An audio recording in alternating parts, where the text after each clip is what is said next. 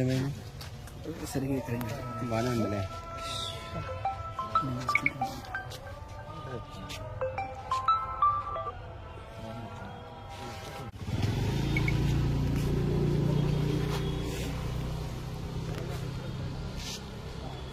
Additional district judge వారు, district and sessions judge వారు ఈరోజు అంబటి సాయిరెడ్డి మరియు కాటపు వెంకటేశ్వర్లు పేరు పైన ఉన్న మర్డర్ కేసుని ఛార్జెస్ ప్రూవ్ కాలేదని చెప్పి కొట్టివేయడం జరిగింది. 2021లో నంద్యాల టౌన్లో తిరువీధి వెంకయ్య సుబ్బయ్య యొక్క హత్య కేసులో సెప్టెంబర్ నెలలో జరిగిన హత్య కేసులో మరి అంబటి సాయిరెడ్డి, కాటపు వెంకటేశ్వర్లు ప్రధాన నిందితులుగా ఉండడం జరిగింది.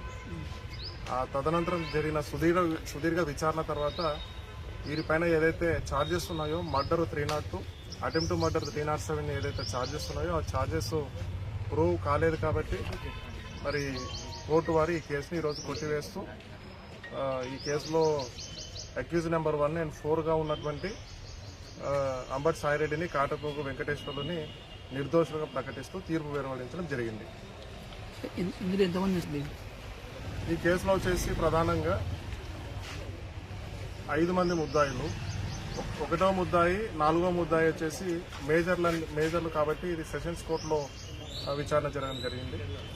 A2, A3 and A5 child in conflict with law, అంటే వాళ్ళు మైనర్లు కాబట్టి కర్నూలు జువెనైల్ జస్టిస్ బోర్డులో ఆ కేసు సపరేట్గా విచారణ జరుగుతుంది.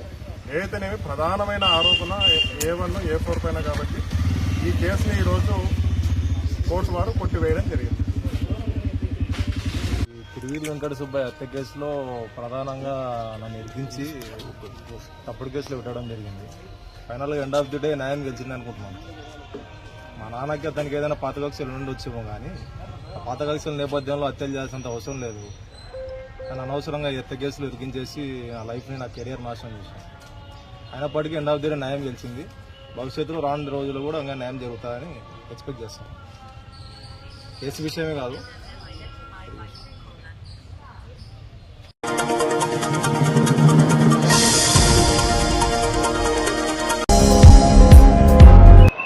ఈరోజు మనము అంతర్జాతీయ మహిళా దినోత్సవాన్ని నంద్యాల మున్సిపల్ టౌన్ హాల్లో అంగరంగ వైభవంగా జరుపుకున్నాము.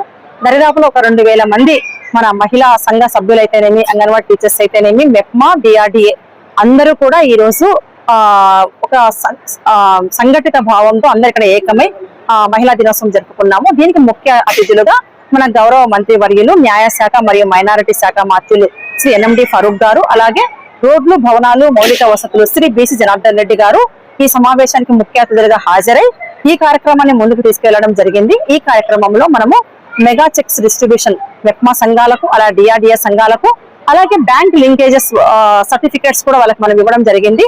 ఈ కార్యక్రమంలో మనకి అచీవర్స్ ఉంటారు కదా, ఉమెన్ అచీవర్స్ అంటే నేషనల్ లెవెల్ స్పోర్ట్స్ ఆడిన వాళ్ళకి, అలాగే national level badminton, power lifting, fencing ఇలా అందరి క్రీడాకారిణులకు, అలాగే వివిధ రంగాలలో ప్రతిభ కనబర్చిన అందరికి కూడా మనము ఫెలిసిటేషన్ చేశాము.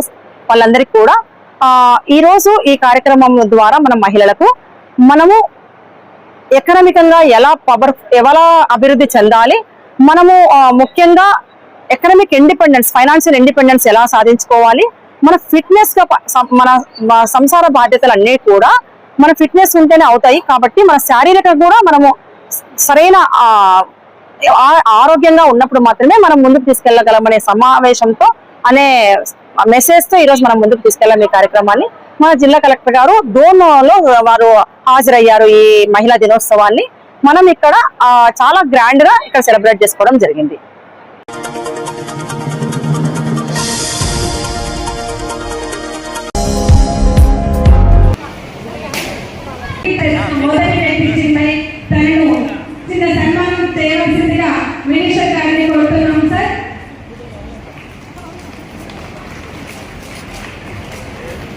అడ్వకేట్ గా కూడా నిలదొక్కుతున్నారు. ప్రస్తుతం ఒకవైపు అడ్వకేట్ గా సేవలు అందిస్తూ మరోవైపు శిల్పకళ వృత్తిని విజయవంతంగా నిర్వహిస్తున్నారు.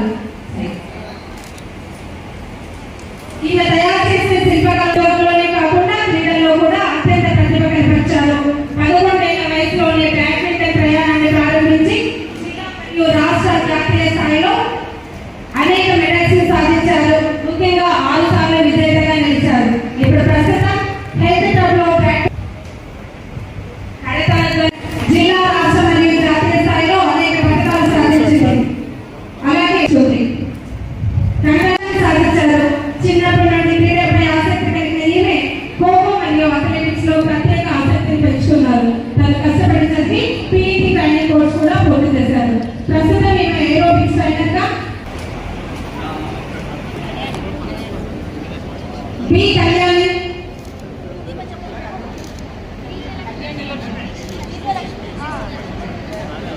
డి నరేంద్ర సత్య.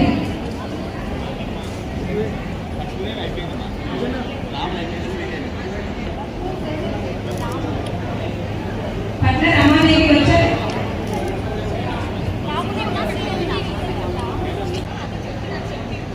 సార్ ఒక్కసారి సార్. పి శ్రీదేవి ప్రేరణ సత్య. పట్ల Ramadevi.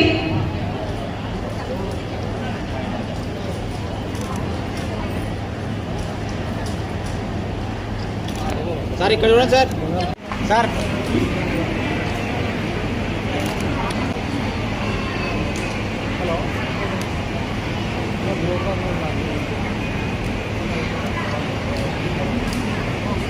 Thank you madam. Women గౌరవానికి మీరందరూ కూడా ముందుకు వచ్చిన ఈరోజు మనందరూ శుభాకాంక్షలు. ఇంకొక ప్రకటన మీరే కష్టానికి, ప్రేమకు, సహనానికి, త్యాగానికి సార్ ఒకసారి సార్. కూడా మీరు సార్ ఇక్కడ చూడండి సార్. శరీరం ఎక్కడైతే ప్రేమిస్తారో ఓకే సార్. ఈ జాస్మిన్ ఏ Anusha Union Bank Banaganapalli. T Mrityunjayadevi branch manager APGP Dhone manager యాల్లూరు.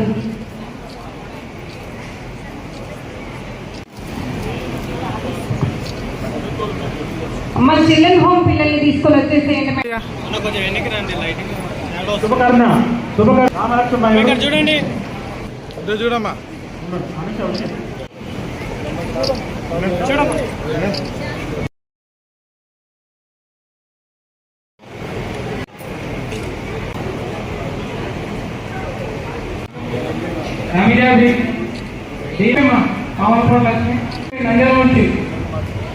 ఉన్నారా? Madam group madam. Group of children home students ప్రేమ్స్ అండ్ డాన్స్ అక్షిత చౌదరి అండి.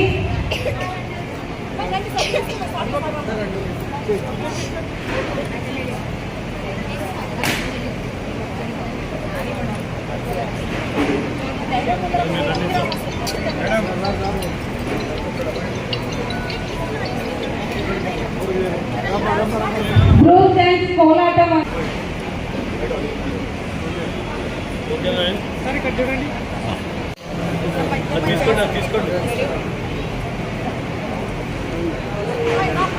Next cultural activities LBN Harika paralegal counsellor and Sanath. Madam ఇక్కడ చూడండి.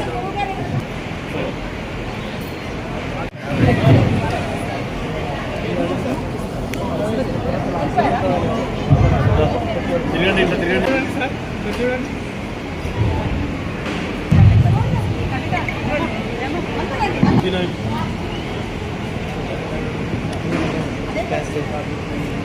సార్ ఇక్కడ చూడండి ఒకసారి సార్.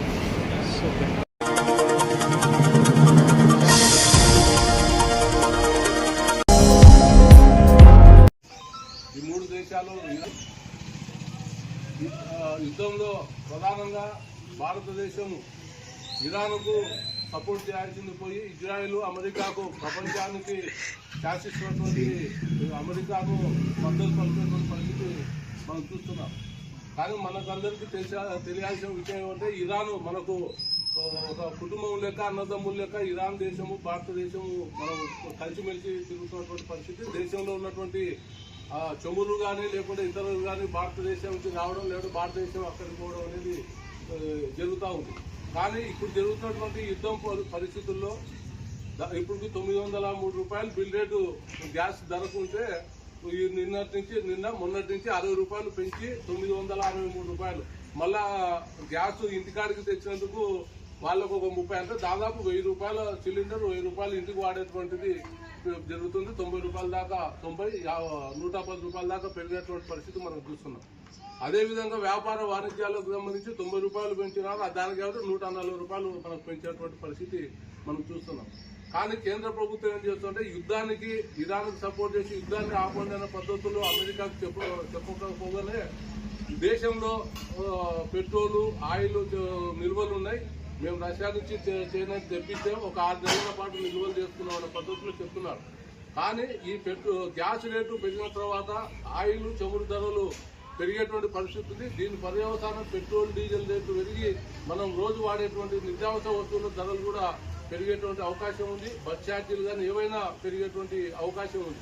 కానీ ప్రభుత్వాలు ఏం చెప్తున్నాయంటే మేము నిత్యావసర వస్తువుల ధరలు పెంచము, అట్నే ఉంటే పెట్రోల్ డీజిల్ రేట్లు కూడా పెంచామన్న పద్ధతిలో చెప్తాను. కానీ అసలుకు ఈ యుద్ధానికి ఆపి దీనికి అన్నిటి కూడా ప్రపంచ శాంతిని వర్ధిల్ల చేసే విధంగా ప్రపంచ మానవాళి సుఖంగా ఉన్నటువంటి పరిస్థితుల్లో భారతదేశానికి అన్నదమ్ములుగా ఉన్నటువంటి ఇరాన్ను వెనుకేసుకొని రాకపోగా మన దేశాన్ని శాసిస్తున్నటువంటి అమెరికాకు పెట్టుబడిదారులకు ఈరోజు ఊడిగం చేసేటువంటి పద్ధతిలో నరేంద్ర మోడీ ప్రభుత్వం అనుసరిస్తుంది. కాబట్టి ఈ విధానాల వల్ల సామాన్య పేద మధ్యతరగతి ప్రజలకు చాలా ఇబ్బందులు పడేటువంటి పరిస్థితులు ఉంటున్నాయి. అదే కాకుండా ఈ మధ్య కాలంలో పనులు లేక పస్తులు ఉన్నటువంటి కుటుంబాలు అనేకం మన దేశంలో ఉంటున్నాయి. కాబట్టి అలాంటి కుటుంబాలను ఆదుకోవాలంటే ఈ ధరలను అదుపు చేయాలని, పెంచేటువంటి గ్యాస్ ధరలను వెంటనే ఉపసంహరించుకోవాలని సిపిఎం పార్టీగా గత 3 రోజుల నుంచి రాష్ట్ర వ్యాప్తంగా ఈ నిరసన కార్యక్రమాలు కొనసాగిస్తూ ఉన్నాం. అంతేకాకుండా ప్రజలు కూడా అనుకోవచ్చు ఏదో మనం ఈడ చేస్తే మనము నరేంద్ర మోడీకి తెలుస్తుందా తగ్గిస్తాడా అనే పద్ధతిలో కొంత అనుకోవచ్చు. కానీ ఏదైనా ఒక పని చేయాలన్నా ఏదైనా దాని వెనుక ఒక శ్రమ అనేది ఉంటుంది. కానీ ఈ ప్రభుత్వాలు ఎట్లున్నాయంటే దున్నపోతు మీద వాన ఉన్నట్టు చందంగా ఈ ప్రభుత్వాలు ఉంటా ఉన్నాయి. మనం సేద్యం చేసేటప్పుడు ఎద్దులను తయారు మునగాల కట్టతో ఒక కోటు అట్లా పొడిచి ఒక అడుగు ముందుకేసేటువంటి పద్ధతులు ఉంటాయి. అలాంటి పద్ధతిలో మన పోరాటాలు కూడా కొంత ప్రభుత్వాలకు కనువిప్పు అయ్యేటువంటి పరిస్థితి ఉంటుంది. కాబట్టి రానున్న కాలంలో ఈ ధరలకు వ్యతిరేకంగా సిపిఎం పార్టీ నిర్వహించేటువంటి పోరాటంలో ఏకలమైన కాలనీ ప్రజలు కూడా పాల్గొని జయప్రదం చేయాలని కోరుతూ ఈ అవకాశం మీకు ధన్యవాదాలు తెలియజేస్తూ ముగిస్తున్నాను.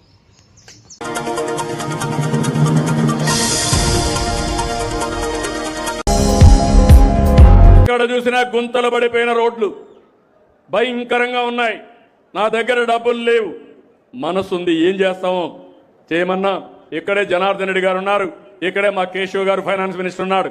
ఆయన కేశవ్ అయితే ఏది అడిగినా డబ్బులు లేవంటా ఉంటే డబ్బులు ఎట్టొస్తాయో ఆలోచిద్దాం, ముందు శాంక్షన్లు ఏమన్నాను.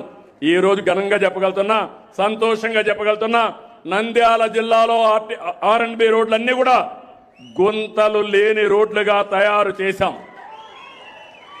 ఇంకా పంచాయతీరాజ్ రోడ్లో నాకు ప్రాబ్లం ఉంది. నేను పవన్ కళ్యాణ్ గారు మనం కూడా ఆలోచించాం. ఒక 4,000 కోట్ల రూపాయలు వాళ్లకు నిధులు కేటాయిస్తున్నాం.